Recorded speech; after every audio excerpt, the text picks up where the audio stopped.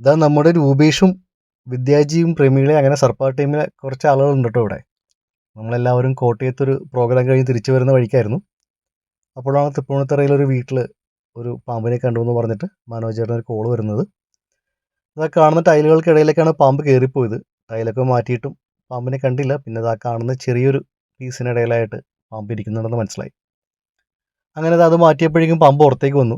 ഒരു നീർക്കോലിയാണ്. പക്ഷേ നമ്മൾ വിചാരിച്ച ആ ചെറിയൊരു കോൺക്രീറ്റ് ഭാഗത്തിനടിയിൽ ഇരുന്ന പാമ്പ് ഇത് അത്രയും വലിയ പാമ്പാണ്. ഇതാണ് പറയുന്നത് പാമ്പിന് ഒളിച്ചിരിക്കാനായിട്ട് അത്ര വലിയ സ്ഥലത്തിൻ്റെ ആവശ്യമൊന്നുമില്ല എന്നുള്ളത്. വളരെ ചെറിയ വിടവിൽ പോലും വലിയ പാമ്പുകൾ വരെ കയറി ഒളിച്ചിരിക്കാറുണ്ട്.